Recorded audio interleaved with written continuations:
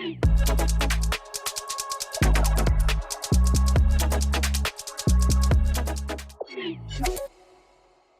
this is Brian Pash, and welcome to another exciting podcast interview. Today, we have the Three Musketeers. No, just three leaders, and we're going to be talking about a brand new company that's coming to market. Their debut is at the Modern Retailing Conference coming up November 16th, 17th, 18th in Palm Beach. I'd like to welcome the CEO of Liminal, David Solar, Jim Kazabuki, the Chief Data Manager for the Morgan Auto Group, the largest dealer group in the state of Florida, Gary Ledoux, the Director of Marketing for the Modern Automotive Group. And today we want to talk about their experience with working with David and the team at Liminal and what this company is trying to solve, which I believe is an important gap in the current solutions that are on the market. Gentlemen, welcome to the show. Pleasure to be here. Thank you. Thanks, David. Let's start with you in your perfectly clean white shirt. David Solar announcing Liminal. Dave, you've been in technology for a long time. You've been behind the scenes working with dealer groups. Today, you're announcing publicly that Liminal has built a turnkey data hygiene, data orchestration, data activation with an identity resolution layer that's turnkey for dealers, meaning fully managed, or self-serve for agencies, large dealer groups that want a simpler, faster, and easier way to activate their first-party data. David, what would you tell the dealers who are listening in? What's the core reason, knowing that there's other competitors on the market, why did you decide to bring your technology, which has been behind the scenes for some time, to market? Yeah, it's a good question. I mean, I think, interestingly enough, when you mention gaps, I think for everybody, the gap is unique.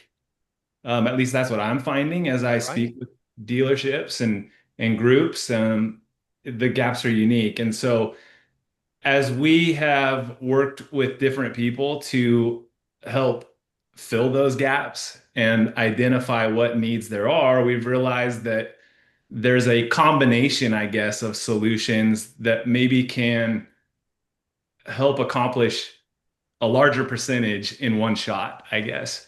And so making things simple, fast, and flexible is what we're aiming to do, where from one login, you can manage it all, and we can help with that process. So I don't know if we want to get into too much detail as to what that is. I think for guys like Jim, where we're more serving as an automation platform and an ability to manage multiple activations in one place.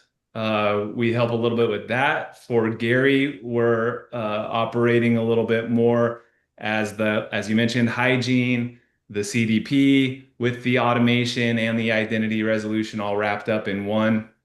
And it's different for everybody. Gary's got a team. And I think that's why we wanted to have Gary and Jim on the phone today, or on the phone. Look at that, on the webinar. That's such an old phrase.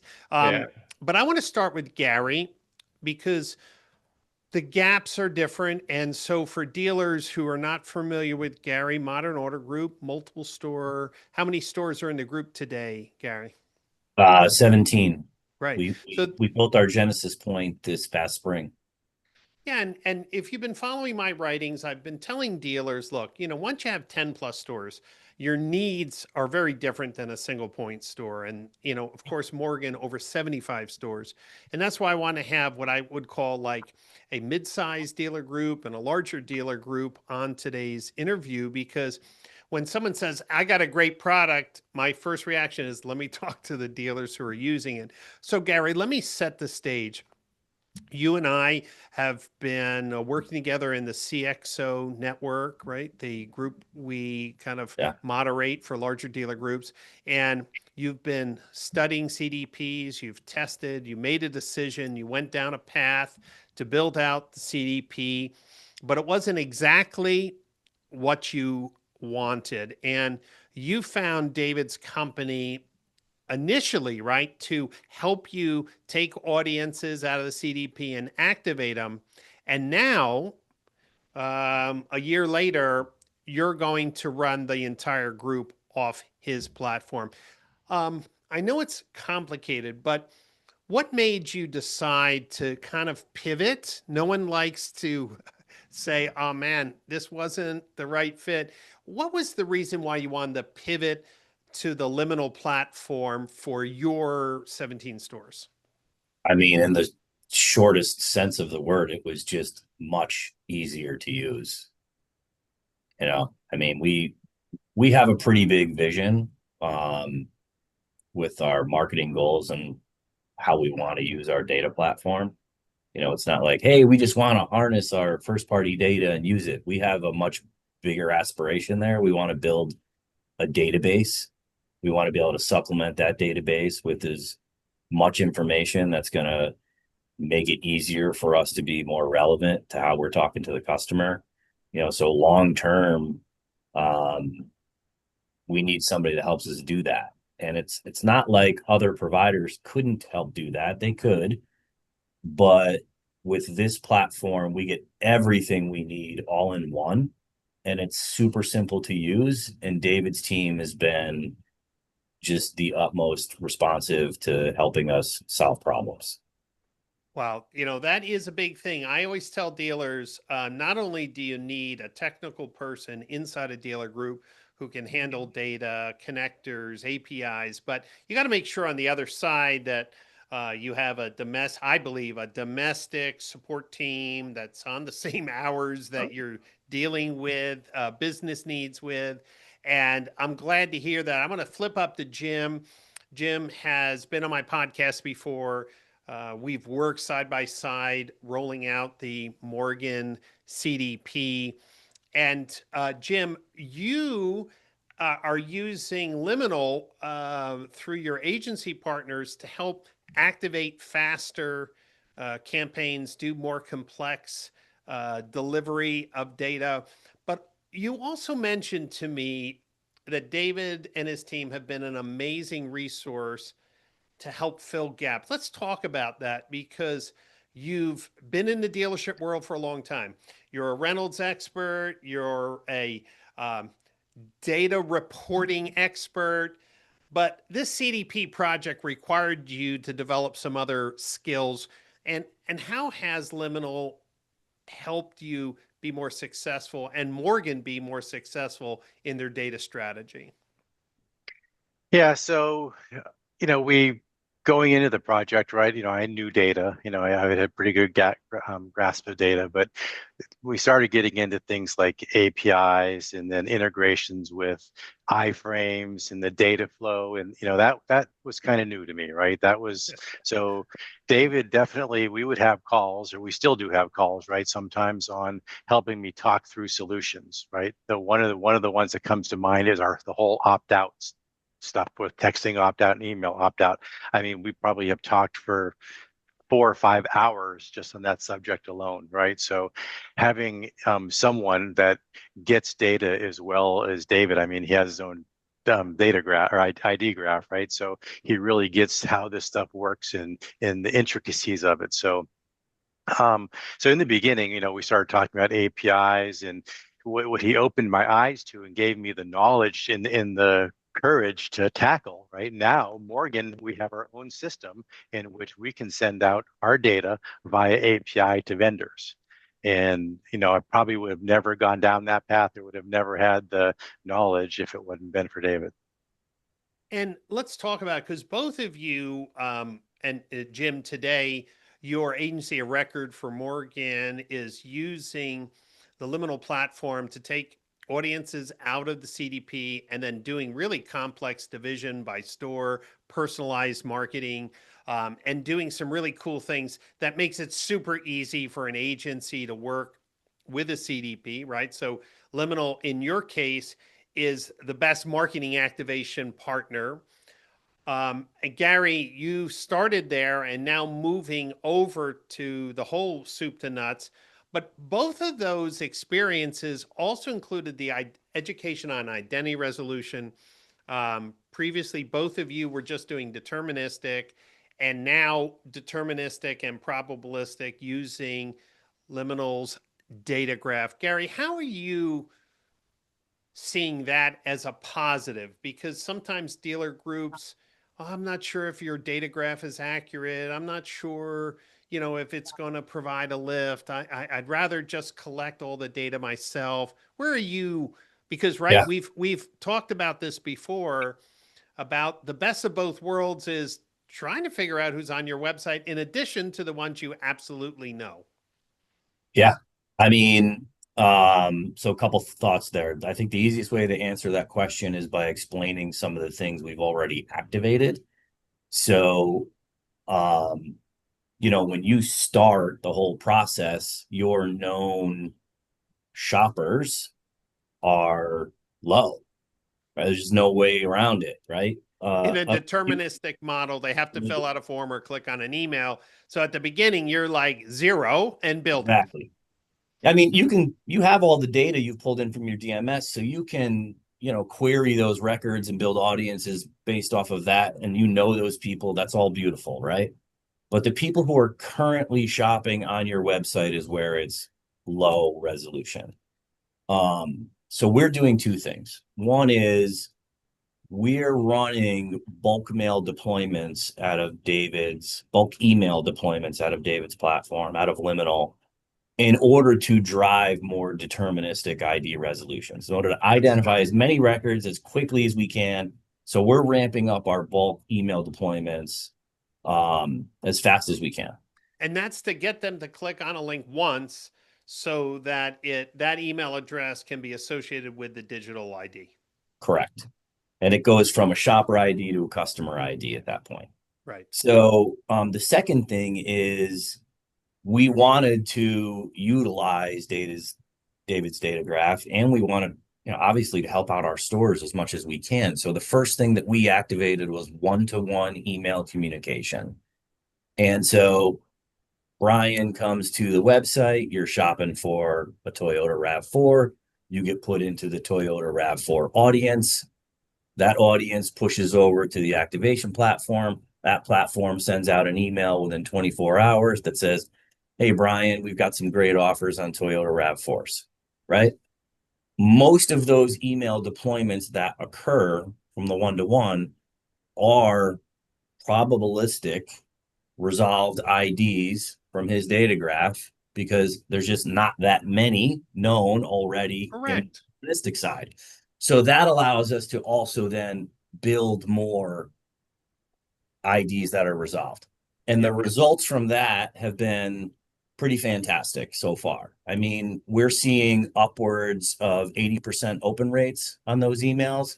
We're seeing upwards of 60% click-through rates. It varies. We're running in 4 different markets today. We'll be in the rest of our markets next week. But really great performance. So, if I had to say, what's the barometer for how I know whether or not his data is solid or his ID resolution tool is solid, it's that. Right. And right. Jim, same thing, right? You started at Morgan with the deterministic, right, form fill or an email click, but we found out that some of the agencies took an awful long time to get emails sent out with a hashed value to do the stitching in the CDP. But we also saw that the known customer count grows slowly. So today, with David's identity graph powering known and predictive shopper through their marketing automation, how are you seeing that as giving Morgan a competitive edge? Yeah, it's definitely gives us the capability to grow that much quicker. All the reasons that Gary mentioned, right? It's you have to, there's a lot of different ways to do it, but doing it organically takes time. So being able to layer that stuff in. And one of the things I think is cool too about, being able, or David ingesting all of our CDP data, right? He gets all of the data from CDP. So he's able to see and kind of test his identity graph by saying, okay, I know who this customer is. Morgan knows who this customer is. My data matches his data, right? So that's the other cool thing about having this data in the CDP. It helps, probably helps David in a way be able to improve what he's doing too. So we can test it, right? So some of the data moves from the probabilistic category into a deterministic once Pretty we're getting quickly. matches. Yep. Yep. David, since you're a new company, and I try to hold everyone to unified standards, let me ask you a couple pointed questions. Just I'm going to answer them as briefly as you can. When a new customer comes on, and Gary, I think you can identify with this, there is a struggle to get DMS data, CRM data loaded, get the signals from the call tracking. And listen, Jim and I were kind of breaking the ice early on to get vendors to use API. On average now on your platform, if a dealer is using a known DMS and a known CRM and website and maybe a car review or a car wars, how long does it take for you to ingest, do the initial data hygiene, and get things ready for a dealer to start collecting data, right, in real time and activating audience? What's that window of time? So it's Yeah. different for different platforms. So what about you? Yeah. So for us, that was one of the advantages we had coming in, is understanding those challenges and being able to try to build to solve those. And we have a feature we call our tag the auto map tag, because it literally does auto map the site. So as we install the tag, it's immediately upon installation identifying over 700 different types of signals, recording those and displaying those for every visitor. That just happens out of the box. That's as easy as adding a GTM Google Tag Manager container on the site. That's same day. Then we got to get the customer data in. Well, let me back up, because then to mention, going back to what you said, there are third-party plugins on the sites and different types of forms. For most of those, it a lot of it, as you know, depends on how quickly we are responded to.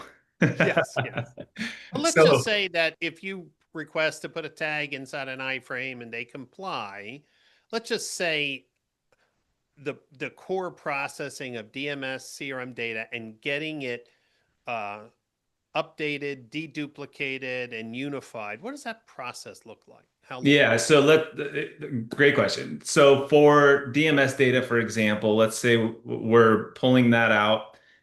We can do that through third parties who we can access through their APIs that are Like trusted partners, Authenticom? like Authenticom, for example.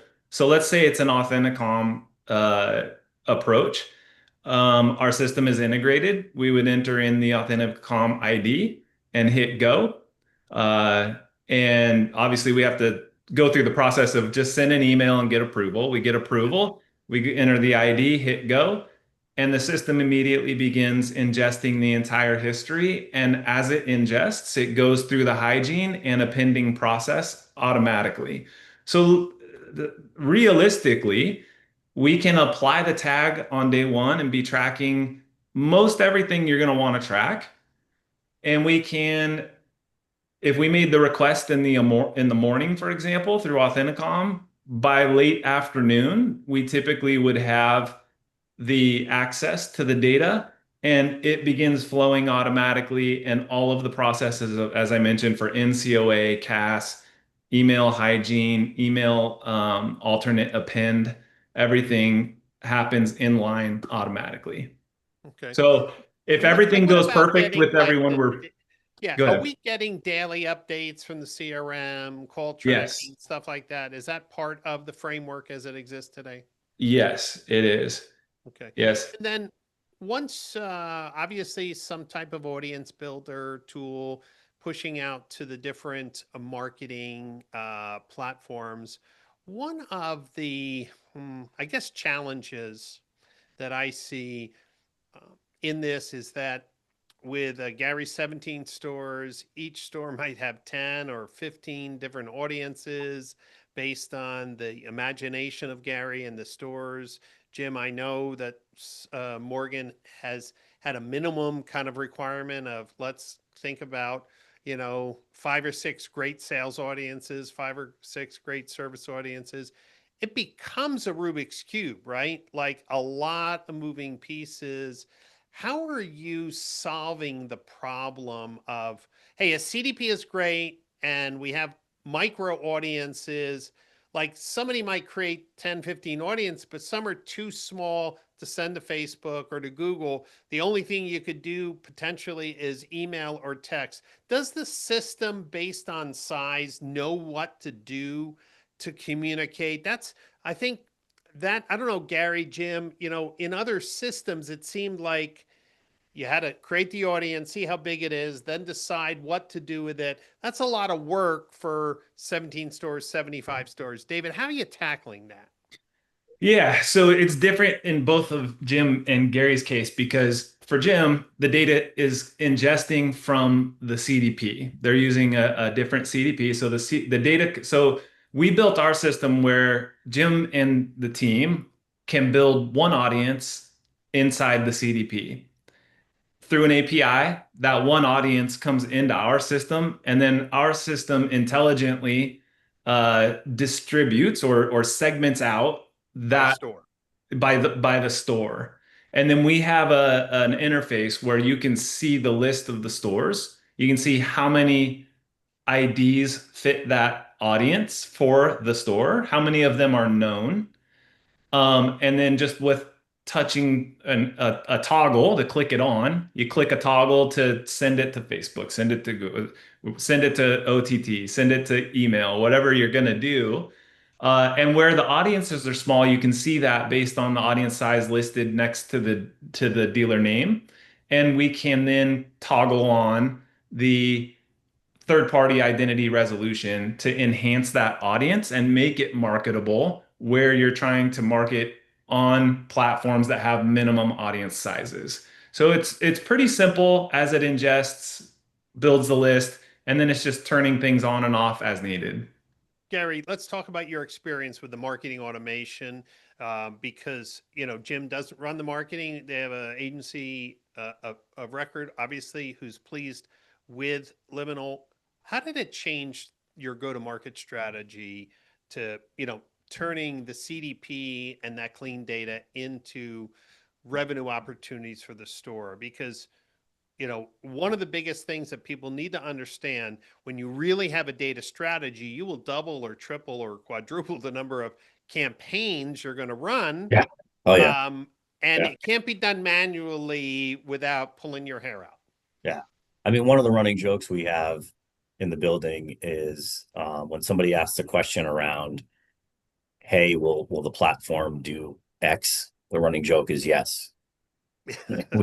Yes, we can do that. So yeah, I think it's worth noting that this particular activation platform will do one-to-one communication with email, text, direct mail, and online video / OTT. So if the audience is too small for a Facebook or Meta, is that what you're saying, Gary? yes. So you can deploy a one-to-one communication, which opens up a lot of doors. If you think about how finite you might want to make your audiences when you get down to a model level or the time constraints that you put on it, the audience can be pretty small. Plus, we have a handful of stores that are in smaller areas, smaller communities. And, the website traffic we get there isn't going to be the same website traffic we get in the North Charlotte market. So it gives us a lot of advantages. But because we have the unknown shopper ID and the ID graph that we can mash together, yeah, we have basically connected every audience that we've built to our Google and our Meta accounts, and we're ready to deploy any one of those other one-to-one pieces of communication at any given time.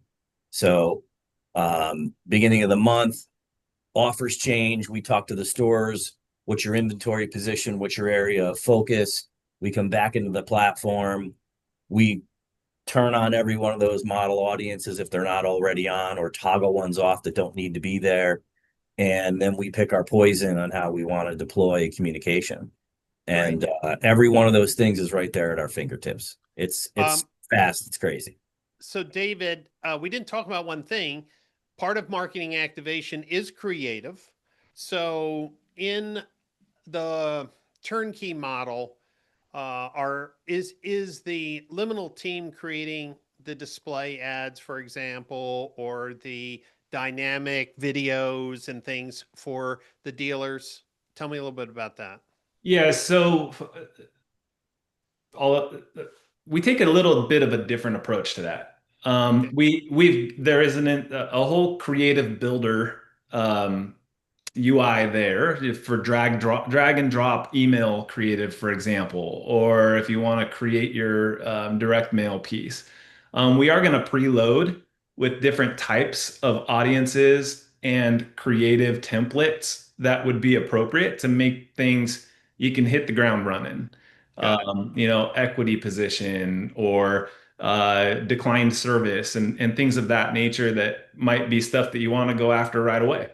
But if you want to go in and create custom creatives, again, it's simple. It's drag and drop UI, and then where you need to do it at scale, if you have multiple rooftops, because the whole system is meant to either power a single point or multiple rooftops. We've got we call it smart scale. But the point of it is to be able to build one audience, one creative, and one campaign that can power every store. So the system with AI and just some intelligent programming will identify the user or the visitor, which store they came in from, what they're interested in, and it will then build the creative using the appropriate branding, contact information. It'll exchange the So it's URLs. really personalized dynamic content gen with one campaign goal. Correct. But yeah, so you can build once and it'll apply and work for every store. Okay. Wow. Man, there's a lot to unpack here. Yeah. Jim, Morgan, I believe, has one of the most advanced data visions for a dealer group, and you've spent a lot of time there. You mentioned the technical support that you feel Liminal has given you. Obviously, the marketing automation piece is critical, right? Because people have said, well, what's good of having a CDP with unified data if you can't make money with it, you know? What's one thing we haven't talked about that you would say to a large dealer group, maybe already has a CDP investment, but has been stumbling with activation, or feels that they have a CDP investment, but they haven't fully realized their data vision? What's something we haven't mentioned on why they should consider reaching out with David and his team at Liminal? Yeah, I think, we're still continuing to unravel some of those pieces, right? But, just recently we had a couple examples come up where, it could be, we're a Morgan corporate, we have 75 stores, right? And we really haven't unrolled a corporate CDP strategy yet, right? But when we do, and as we are starting to do it, like one of the ones recently was the commercial vehicle sales, right, system that we're talking about. That is was an instantaneous liminal solution in my brain, right? I instantly when it was brought up said, this is a perfect way to use this platform where we could do all the things, based upon store and brand, where we can load all that data in and create like an ongoing commercial sales, just like we would do for a store. Right, a master commercial vehicle acquisition campaign across the Right. whole group with a central strategy, because Yep. which customers purchase car through businesses and the DMS, right? Morgan Yep. has those advanced flags. So you saw it So to as, hey, I got an idea. If I need to market at scale, Liminal's a great partner for that. Right, because we have multiple agencies dealing across all of our 75 stores, right? So to coordinate that effort together, right, can be kind of tricky. But if we have, corporate um, campaigns that we want to do, whether it's newsletters from Morgan or whatever, his platform is just tailor made for that, right? Where they can be individually branded, right? So have a Morgan branding and the store branding, but it's tailor made for that. So that was really some of the things that have come to light recently that are kind of exciting me. Great. Gary, I'm going to let you have close to the final word here, because um, you've taken time. You and me had talked about this due diligence. Brian, I want to find the right platform. You got demos from everybody and their uncle who were selling a CDP. There are going to be a lot of marketing managers, dealer principals, CXOs um, listening to this video. And I want them to close their eyes for a minute. And Gary, I want you to think about this. Having seen everything in the market, what would you say to the people who are shopping or a little frustrated, um, why they should look at Liminal, right? Think of yourself during the shopping phase. Yeah. What would you tell them that you Yeah. know now, right? Because there's things that Jim and I learned only, only at the end of a painful mistake. Yeah. What would you tell your peers right now on why they should at least get a demo of Liminal? Yeah. I mean, number one, know what you're trying to achieve before you even start down that path. I think, you know, our goals have changed and evolved. It's been an iterative process. Um, but what I think Liminal is bringing to the table is um, more features and usability with their tech versus pretty much anybody out there. A built-in hygiene process. Um, it's easier to use, and because you have access to Liminal's data graph, that expands your possibilities right at the start line. So for me, it was a little bit of a no-brainer. And when David and I first started having the conversations, um, it took us quite a bit of time, to buy into it. But it wasn't because we didn't believe in what he was telling us. It was, let's be really, really thorough here. I think he and I had 2 3 hour conversations over 2 3 days straight to just make sure that he could do exactly what we wanted him to do. We got very down into the weeds over data mapping and data logic. Those are two things that I think get brushed under the carpet a little bit when people are talking about exploring their CDPs. David understands all of that really, really well, and he'll make it work for you. So he got us comfortable pretty quickly, and here we are. We're getting ready to crush it. So Good. In a very short period of time. yeah. Right. David, one thing that is coming up, and I just published an article today about some of the gaps, and you are working on the centralized opt-in and opt-out, and that's surely an issue. Another piece is if all the dealers' data is in one place, right? And you're activating, and the dealer says, well, look, I want to pop up on my phone system. So when the BDC comes, I want them to do like a reverse phone number lookup. I want to pop up. I call these custom apps. Um, I don't think enough has been talked about this, but if you really want data on every desk, if you think about it, right? How can everyone in the business benefit from a central? Um, what if a dealer wanted to develop their own software that could do a like phone pop up? Is the platform open and friendly to that? I don't know if most people ask these questions and then they say, oh, I want to do, Jim is a Power BI reporting genius. What if somebody says, I want to do my own custom, pivot table reports, or I want to have my phone system pull in the tech platform. What would you tell a tech person, right? Like a CTO says, okay, it works, but we want to do more. How open is it, and what would you tell them about that? Yeah, I think, obviously the first thing we're going to do is try to check and see, is there anything already built in that solves whatever that needed solution is. Oftentimes there's ways to make that happen. I think the discussion is a great discussion to have. I mean, liminal, the name literally means at the threshold, or kind of bridging the gap between then and now, or the future.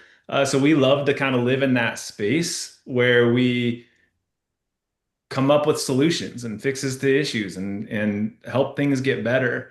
So collaborating, having those conversations, definitely making additional connections, even if there's third-party tools that are working great. Well, then let's keep working with those that are working great and plug them in. Yep. So they work great together. So I don't know if that directly answers your question, but it is, in the sense when you say open, um, are you saying open in the sense that we would do custom development for dealers, or are you saying open in It's the like, sense that is we there an would? endpoint? Is there an API into your system where it would be easy for someone to pull data out for their own? Because there are some dealer groups, right, that have their own performance dashboards, right? Sure. Jim does data reporting through Amazon's Redshift data. So is the data in something like a Snowflake or a Redshift or an Azure where, people can get at it? Yes. Yeah. Yeah, I mean, obviously, we got to go through all the data compliance and things necessary to make that a safe approach and process. Right. But certainly, we can make available through APIs and everything the necessary things. Great.